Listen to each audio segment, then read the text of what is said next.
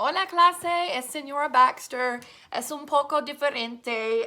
We're going to try this instead of the Google Meet, just so everyone has access to it. You can get it done in the next couple days. But what you will want to do right now is to bring up the Google form that says present tense conjugation lesson. And you guys will want to have this Google form up. So right now, if you don't have it up yet, pause me and go pull up that form with the video, okay? So hopefully you have now both of those up. You've got the video playing, you've got your Google form on another tab.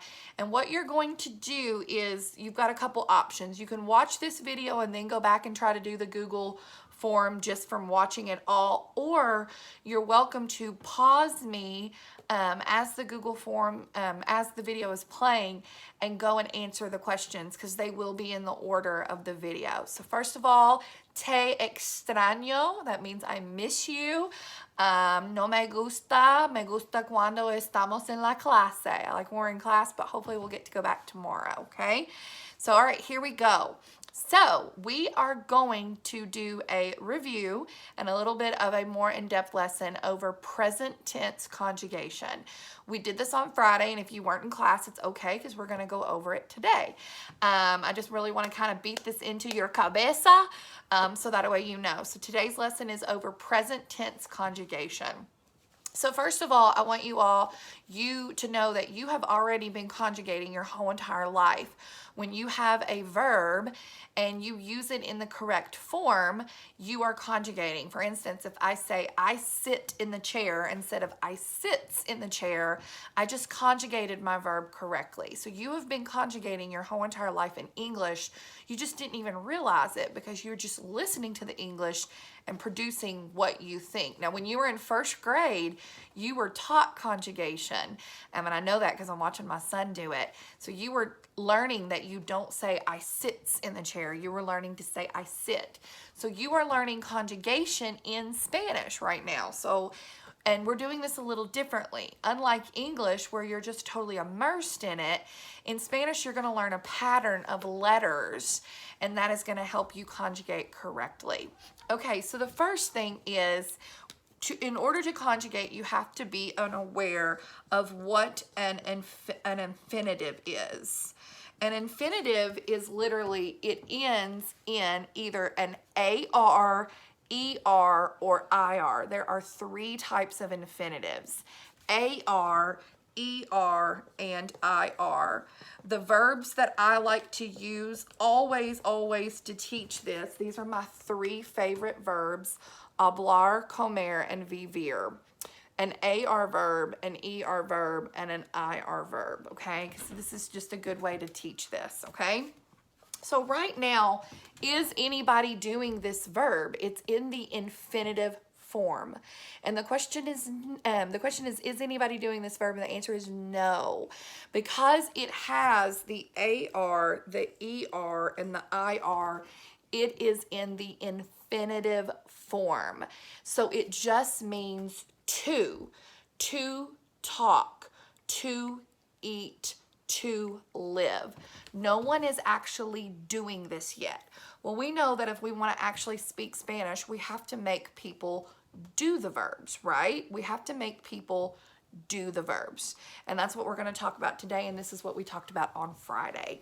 So step one in conjugation is always to take off your ending.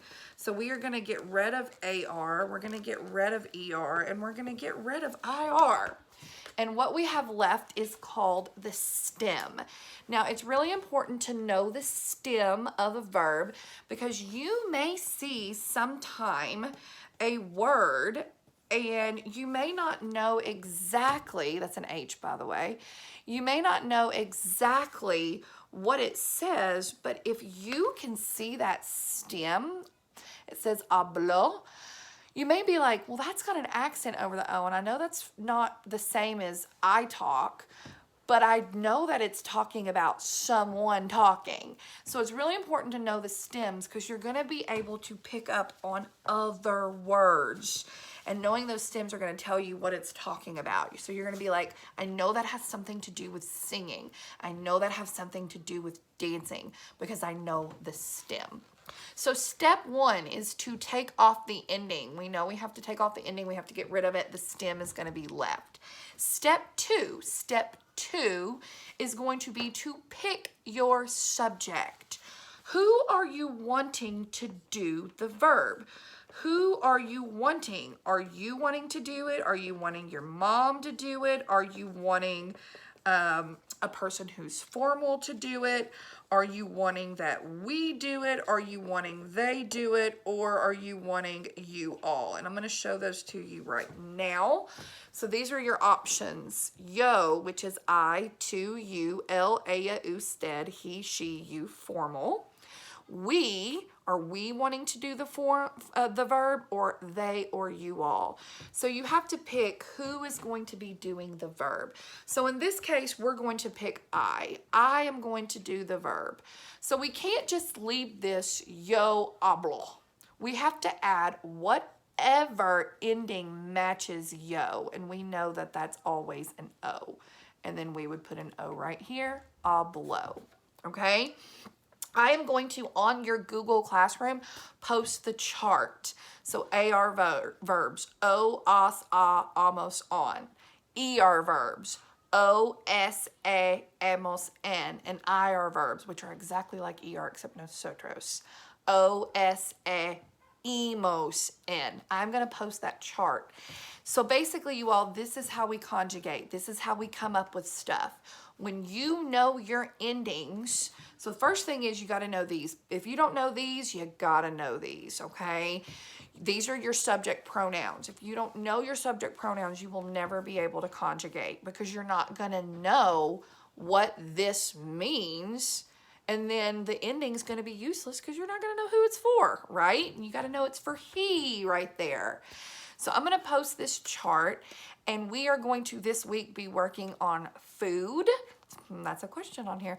We are going to be working on food, and we're also going to be working on conjugation. So we're going to be saying sentences about food, okay? Like she eats an apple, okay?